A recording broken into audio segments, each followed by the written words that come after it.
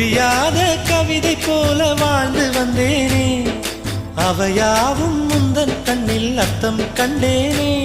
இந்த அருக புல்லின் மேல் மணித்துளியாய் நின்றாயே, எந்த பருவத் தோள்களில் பச்சை கிளியாய் வாழ்ந்தாயே.